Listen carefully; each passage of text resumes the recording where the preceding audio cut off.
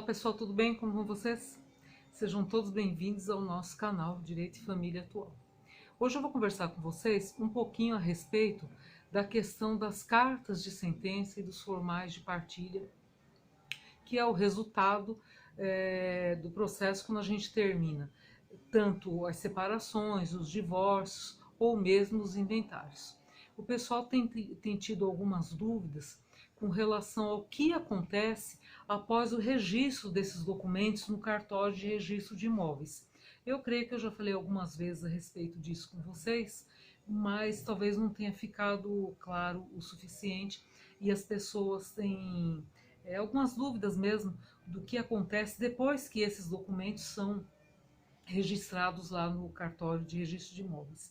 Então é assim, gente, após o final de um divórcio ou de uma separação ou de um inventário ou um arrolamento, o que vai acontecer? Vai ser extraída, vai ser feito cópia de todas as páginas principais lá que estão elencadas, que estão determinadas pelo Código de Processo Civil, que o advogado tem que providenciar a cópia e, como resultado dessas cópias, vai ser feito o documento parecendo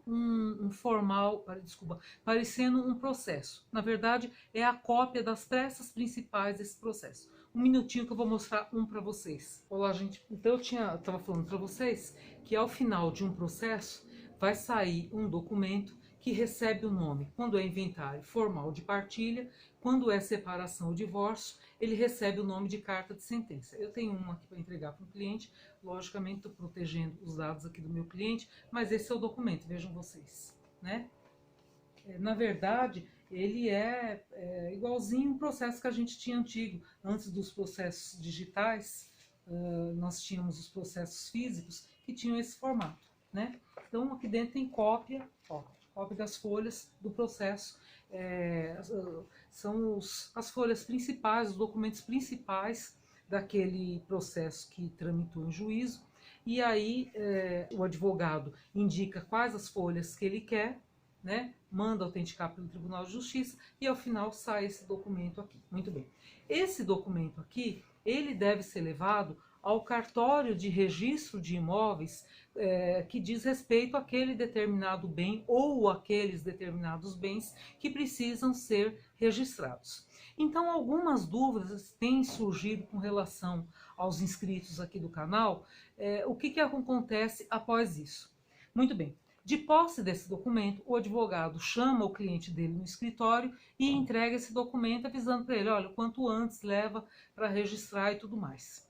Digamos, num caso de um divórcio, de uma separação, onde ficou determinado que o casal ia continuar donos do imóvel, cada um dono de 50%. Então, se ficou determinado dessa maneira, nós temos a seguinte situação. O casal continua como condômino com relação àquele imóvel, ou seja, o imóvel continua pertencendo ao casal. Aí o imóvel é colocado à venda, vamos dizer assim, né? Sendo o imóvel colocado à venda, o que vai ter que acontecer? Aquele que conseguiu o comprador vai ter que obter a assinatura do outro para poder vender. E aí me chegou uma pergunta, só com a carta de sentença registrada eu consigo vender? Em tese, sim, está registrado já, ou seja, está formalizada a situação jurídica daquele casal que era casado e não está mais. Nesse ponto, ok.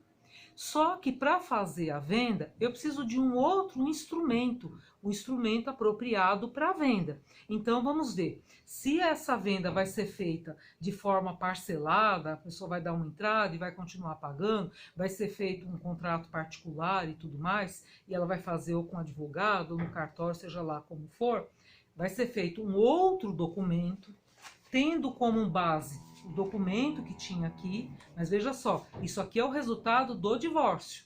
Então eu quero vender agora. Eu não vou, isso aqui vai ser usado apenas para demonstrar que aquela situação do imóvel já ficou resolvida aqui e está registrado no cartório de imóveis. Eu vou vender agora. Para eu vender, eu vou fazer um instrumento apropriado. E aí a pessoa, ou o advogado, ou o escrevente lá no cartório ou a pessoa lá da imobiliária vai fazer, ela vai procurar o instrumento adequado. Se a pessoa está vendendo à vista, obviamente que vai ser passada a escritura, obrigatoriamente vai ser feito no cartório de notas. E aí vai ser feito um outro documento, que é o documento correspondente à venda, que pode ser um contrato particular, quando é feito através de parcelar, quando o pagamento vai ser feito de forma parcelada, ou então uma escritura pública, se for feito o pagamento de forma de uma única vez, vamos dizer assim. Porém, o que é importante vocês saberem, e que me parece que a pessoa está com dúvida, estou até sendo repetitiva, é que esse documento aqui, gente, ele vai ser utilizado para registrar o imóvel no cartório de registro de imóveis e vai formalizar a situação daquele casal que se separou. Então, qualquer pessoa que tenha a intenção de comprar o imóvel daquele casal, que chegar lá no cartório vai dizer, olha, João e Maria se separaram, eu estou querendo comprar o imóvel deles. Pode me dar uma certidão de propriedade do imóvel da casa 1, número 2, registro número 3, por exemplo? Vai sair uma certidão de propriedade desse imóvel, dizendo que João e Maria se separaram perante o juiz fulano de tal, em data tal, que já transitou em julgado e que o imóvel existente, que pertencia ao casal, ficou assim decidido, né? Então, esse documento aí, ele é usado apenas como base. Para qualquer outra coisa que eu vá fazer com o imóvel, são outros instrumentos, são outros documentos. Muito bem, fiz a venda lá no cartório, digamos que era à vista. O João assinou, a Maria assinou. Foi transmitida a propriedade para esse outro comprador, vamos chamar ele de Joaquim. Joaquim comprou. Aí o Joaquim, ele vai ter que formalizar aí a aquisição dele. De que forma? Vai ser feito um novo registro. Ele vai pegar essa escritura dele depois, recolhidos os impostos, tudo certinho. Ele vai dar entrada no registro de imóveis e vai ser registrada essa aquisição dele, né? Esse ato inter vivos aí de João e Maria, que venderam o imóvel para essa outra pessoa, ele vai ser registrado. E aí a gente tem a continuidade dos registros públicos lá, que vai acontecendo de acordo com a ordem cronológica. Uma coisa aconteceu antes, o registro tem que vir antes, coisa aconteceu depois, vai acontecer depois. Tá bom? Estou explicando dessa forma detalhada para que vocês compreendam como as coisas acontecem. Porque muitas vezes os clientes não entendem. Mas se eu vou vender mesmo, por que eu tenho que gastar agora e eu tenho que dar entrada lá no cartório de registro de imóveis e registrar a minha carta de sentença? Eu vou vender mesmo, doutora. Depois faz tudo de uma vez. Até pode, só que o cartório, no momento em que ele for formalizar a situação, primeiro vem o registro disso daqui, né? Primeiro ele registra isso daqui. E aí depois, para que você possa fazer a tua venda através de escritura pública, o próprio tabelião lá no cartório de notas vai dizer, olha, você não registrou ainda a tua carta de sentença. Enquanto você não registrar, você não consegue passar a escritura. Então você até consegue vender, eventualmente, através de contrato particular, mas através de escritura, só depois que você registrou isso aqui. À primeira vista parece meio confuso, mas é só a gente pensar um pouquinho.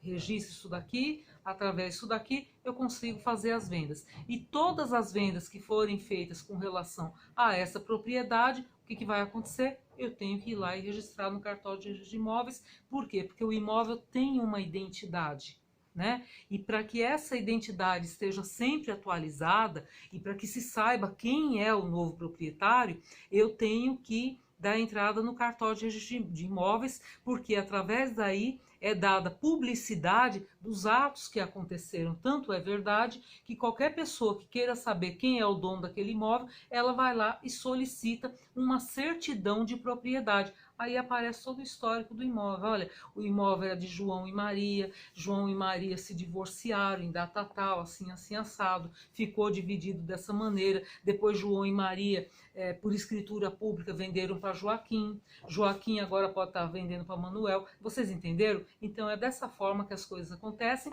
e nós estamos falando aqui quando eu tenho uma propriedade, quando eu tenho uma situação onde o imóvel está regularizado, onde a pessoa tem posse mais a propriedade e ela tem o domínio desse imóvel. Então as coisas acontecem dessa forma.